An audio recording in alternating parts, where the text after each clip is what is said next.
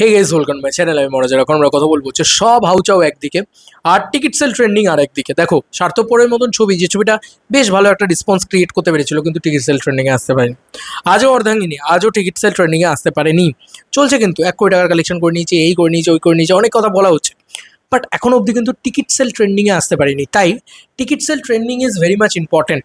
নাহলে কিন্তু ছবিকে আর আজ আর ওই টাইমটা নেই 2022-23 যে আমরা ছবি মারাত্মকভাবে চলছে, গ্রামে গঞ্জে চলছে, এখন কিন্তু ওই ভাইবটাই নেই। এখন কিন্তু টিকিট সেল ট্রেন্ডিংয়ে আসতেই হবে। এবার অনেকেই বলতে পারে অফলাইন টিকিট সেল হবে, তাই জন্য তা আমার কথা হচ্ছে যে কেন আমরা সেই সম্মানটা জিদ্দার হাতে তুলে দেবো না? কাটি না, আমি নিজে অনলাইনে টিকিট কাটবো ভেবে রেখেছি, যাতে টিকিট সেল ট্রেন্ডিং হয়। দেবো 20-30 টাকা 40 টাকা বেশি, জিদ্দার জন্য এইটুকু করতে পারবো না আমরা? আর ফ্যান্সদেরকেও বলবো যে টিকিট সেল ট্রেন্ডিংয়ে আনার জন্যে বিজলিতে ভিড় করে শুধু লাভ নেই, আইনক্স সাউথ সিটিতে টিকিট কাটো। এই তো 2 বছর বাদে টিকিট কাটছো, আর তো নেই। 2 বছর ধরে তোমরা সুযোগ পেয়েছো, একটাই ছবি আসছে তোমাদের সুপারস্টারের, তথা আমাদের সুপারস্টারের। তো আজকে যখন একটা ছবি আসছে 2 বছর বাদে, তাহলে উজাড় করে দাও না, ঢেলে দাও না সেই ছবিটাকে, যাতে টিকিট সেল ট্রেন্ডিংয়ে আসে। সাধারণ যারা যারা ফ্যান্স নয়, যারা নিউট্রাল অডিয়েন্স, যাদের তাদের মনে হয় যে ভাই এই সিনেমাটা টিকিট সেল ট্রেন্ডিংয়ে এসছে মানে কিছু একটা করেছে, আমাদের দেখতে যেতে হবে, এই ফিলটা করাও না ভাই। আমরা এইটুকু পারবো না টিকিট সেল ট্রেন্ডিংয়ে আনতে? ছবিটা রিলিজে 14 তারিখ, আচ্ছা 14 তারিখে না পারি, 15 তারিখে টিকিট সেল ট্রেন্ডিংয়ে ঢোকাতে পারবো তো আমরা? 15 তারিখ তো ফেস্টিভ্যাল, তোমার 15 তারিখ হচ্ছে তোমার 15ই আগস্ট, স্বাধীনতা দিবস, এত বড় ফেস্টিভ্যাল, আমরা টিকিট সেল ট্রেন্ডিংয়ে আনতে পারবো না? ভাই আমরা টার্গেট নিয়ে নিই না যে প্রথম দিন আমরা 25টা শোজ হাউসফুল করবো, বুক মাই শোতে যেন ইয়েলো কার্ড দেখা যায় 25টা শোয়ে। আর 15 তারিখ আমরা চেষ্টা করি না 100টা শো হাউসফুল করার। এমন তো নয় যে জিদ্দা এর আগে 100টা শো হাউসফুল মারেনি, চেঙ্গিজের সময় মেরেছে, আমার এখনো মনে আছে। কিন্তু টিকিট সেল ট্রেন্ডিং আজকের দিনে দাঁড়িয়ে খুব ইম্পর্টেন্ট। এটা প্রত্যেকটা ফ্যান্স তথা প্রত্যেকটা জিদ্দার শুভাকাঙ্ক্ষী মানুষ, তারা এই ভাবনা চিন্তা নিয়ে এগো যে ভাই অনলাইনে টিকিট কাটবো, যে করে হোক বুক মাই শোতে ওই টিকিট সেল ট্রেন্ডিংটা দেখাতে হবে। আরে 24 ঘন্টায় 5,000 টিকিট সেল ট্রেন্ডিংয়েও যদি আসতে পারে প্রথমবারের জন্য জিদ্দার ছবি, ওটা করবে, ওটা একটা নিউজ হবে, ওটা একটা স্প্রেড হবে। আজকে শুধু নন্দন পেলে হবে না কাকা। আজকে শুধু আহ, মানে জাস্ট অল্প টাকার টিকিট কেটে হবে না।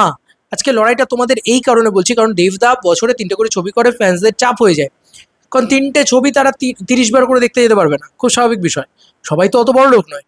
কিন্তু আজকের দিনে দাঁড়িয়ে জিদ্দার ফ্যান্স যারা রয়েছে, তারা তো 2 বছর সময় পেয়েছে টাকা জমানোর। লাস্ট বুমেরাং এসছে, এই 2 বছর বাদে এটা আসছে, এটা তো ডু আর ডাই ছবি হওয়া উচিত না? জিদ্দার একটা এমন কামব্যাক করে দেখিয়ে দাও না সকলকে, তোমাদের হাতে তো সবকিছু। আমার মনে হয় এই যে আজকে বলে যে ফ্যান বেস দ্বারা ছবি হিট হয় না, তাহলে উদাহরণস্বরূপ একটা কথা বলতে চাই, আজকে থালাপতি বিজয়ের জননায়কান আসছে, এই 23 না 24 তারিখে রিলিজ। তোমরা হাইপটা দেখেছো? ছবিটা মানে ফুল ছবি পাইরেসি হয়ে গেছে, আমি নিজে দেখে ফেলেছি। তো ফ্যান্সরা চাইলে সব করতে পারে, আমি এটা বিশ্বাস করি। হবে ভাই, সব হবে, শুধু ওই জিনিসটা করো যে ভাই আমি দামে টিকিট কাটবো।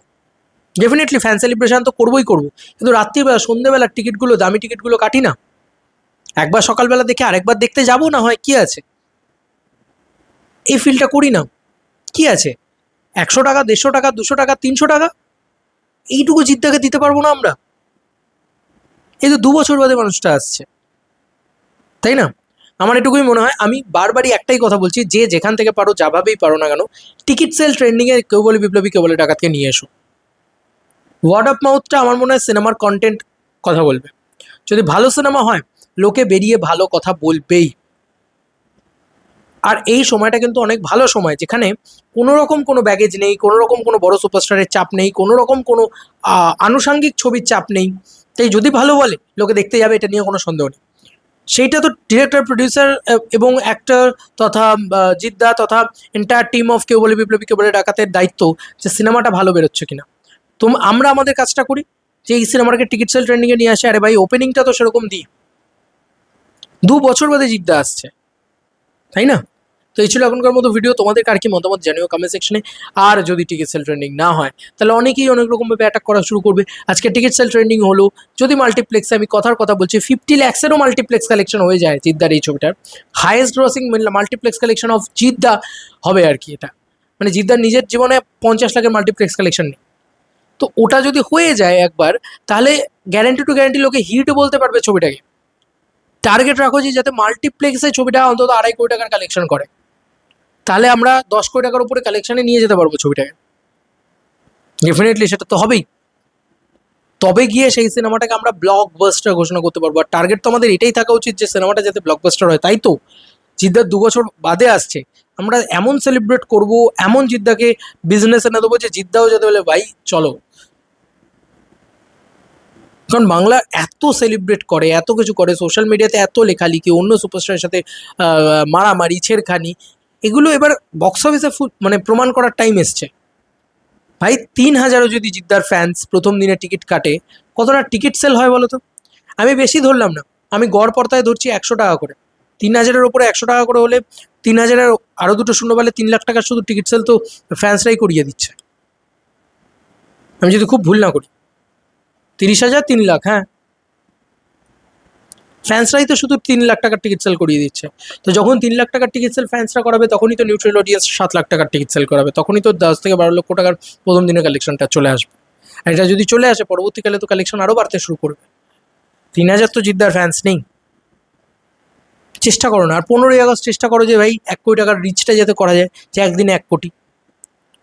লড়াই করতে হবে বাবা এই ছবিটাকে নিয়ে, কারণ এই ছবিটা মানে জিদ্দার ভয়ানক কামব্যাকের জায়গা, যে আমরাও যাতে বলতে পারি যে দেখ জিদ্দার পাওয়ার, দেখ যাতে জিদ্দা কি করে দেখিয়েছে।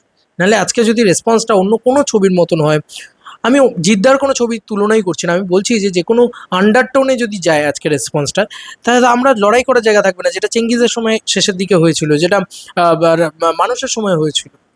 লড়াই করার জায়গা থাকে না ভাই।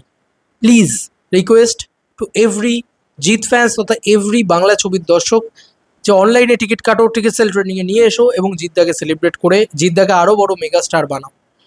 কারণ আমরাও জিদ্দাকে সেলিব্রেট করতে চাই, কি তাই তো? চলো বন্ধুরা, নতুন কোনো ভিডিওতে দেখা হবে, বাই।